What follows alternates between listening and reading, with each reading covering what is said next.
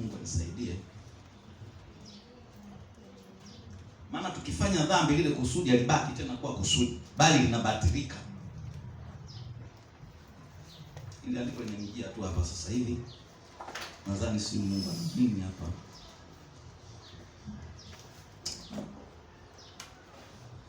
Nadhani 6, tuanze mstari wa 5. Waebrania sura ya 6 kuanzia mstari wa 5. Neno la Mungu linasema, na kulionja neno zuri la Mungu na nguvu za zamani zijazo, wakaanguka. Baada ya hayo haiwezekani kuwafanya upya tena, hata wakatubu, kwa kuwa wamsulubisha mwana wa Mungu mara ya pili kwa nafsi zao, na kumfedhehi kwa dhahiri. Maana nchi inayoinywa mvua inayoinyeshea mara kwa mara na kuzaa mboga zenye manufaa kwa hao ambao kwa ajili yao yalimwa, ushiriki baraka zitokazo kwa Mungu, bali ikitoa miiba na magugu ukataliwa na kuwa karibu na laana, ambayo mwisho wake ni kuteketezwa. Amina. Umeshakuwa ndani ya Kristo. Umeshakuwa ndani ya Kristo. Mambo mengine hayachana nayo. Unajua shida ya kutokusonga mbele, vikwazo vile, hata kabla hujafanya kosa vikwazo vipo. Sawa? Hujafanya kosa, vikwazo vipo. Sasa huwa vinakuwa kama 30% hivi. Vile vikwazo, 1% kubwa ushindi unakuwepo. Sasa ukifanya kosa, 1% ya kushindwa ni kubwa kabisa kuliko 1% ya kushinda. Yaani pale anabaki sasa Roho Mtakatifu, sijui mtu huyu kama atakuja kutubu, sijui. Unaona? Kwa hiyo kama uchumi tu unasumbua, hapo hujafanya kosa. Ukifanya kosa vile ule uchumi ule kusumbua kunazidi. Kwa sababu vile vikwazo vile vinaongezeka. Kwa hiyo kuvuka inakuwa ni ngumu. Tuna madeni ya bigudi sijui ya nini, mabenki haya, utashangaa mshakumwona mtu anajenga nyumba alafu nyumba watu wanakuja kuichukua mnada. Mimi nilijaribu kwa 1% kubwa, hata ndugu yangu mmoja nimemwambia, akasema ila wewe kipindi kile ulifilisika kwa sababu ulianza nyumba ndogo. Lakini akasema lakini ila kweli. Kwa sababu ana mke wake ana agano, ameingia na agano lingine, itakuwaje? Akaporomoka uchumi, nyumba akauza. Na akapigwa kisawasawa. Unajua baba, mtu mzima umeshapigia una kwako na watoto, unauza nyumba, alafu naenda kukaa kwa ndugu. Alafu nalala sebuleni. Ndio mwenyewe naye ana nyumba naye kapanga, alafu nalala sebuleni. Alafu akanyanyaswa sasa. Nadhani alipotoka hapo akili kaingia kichwani. Kwa sababu ana mke wake na agano, amevunja ile agano. Bwana Yesu apewe sifa sana. Amen. Mimi nafanyaga shughuli hizi, huwa najiangaliaga sana. Tukifanya kazi, wale vijana ambao wana mazingira fulani au tajiri yule ambaye amenipa kazi, nikishaona ana mambo mawili ya wamama haya na hii, nakaa makini. Kwa sababu hapo uchelewi kulizwa pesa. Kama kuna mafundi nadhani wanaelewa. Yaani hapo uchelewi.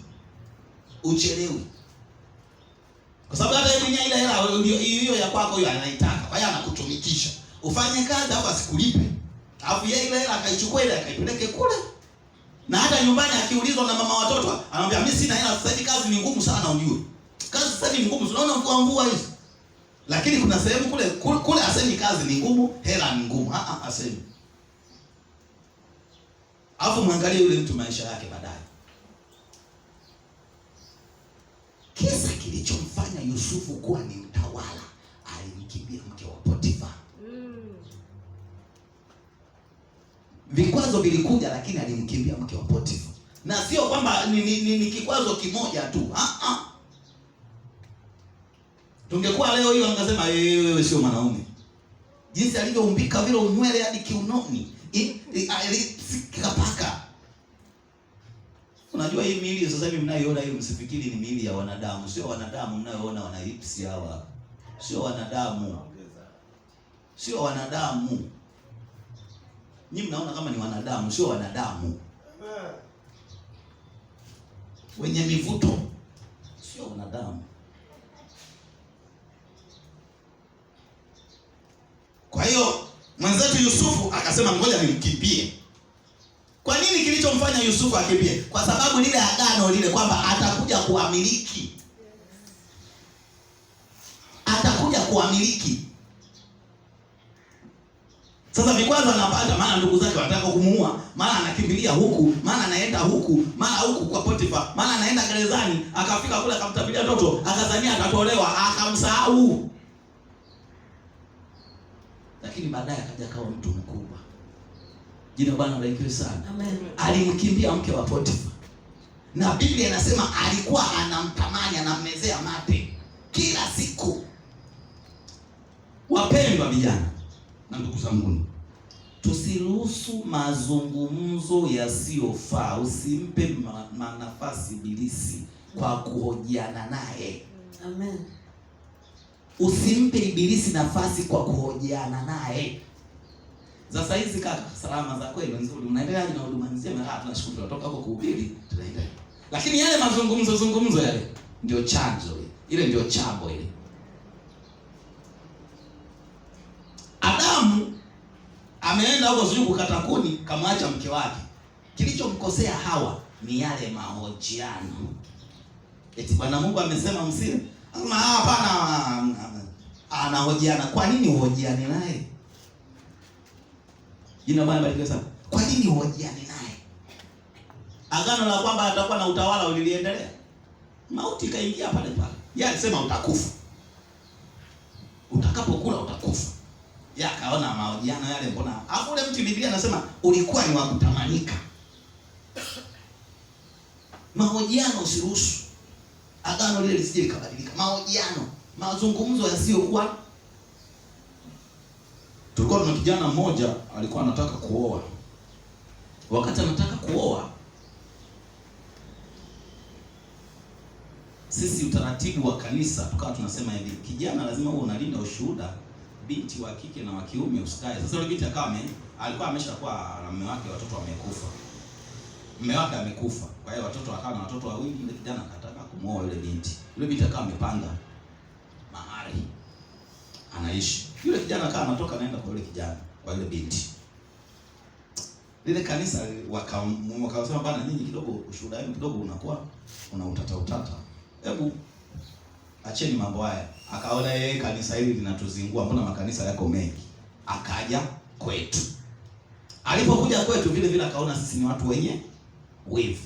Tukawa tunamfundisha, akaona afundishike, akaona ni watu wenye wivu. Bwana, sasa kilichojiri, yule kijana akaanza kwanza kutafuta pesa ya kuoa kwa uchungu sana. Anavuna shamba eka moja 50,000 ndo akalipa. Namba 3, mmoja ataumwa sana. Kwa hiyo vile vitu navyokaa mbali navyo vile, ili kushinda vile vikwazo vilivyoko mbele, vitu ambavyo wewe uvioni vipo vina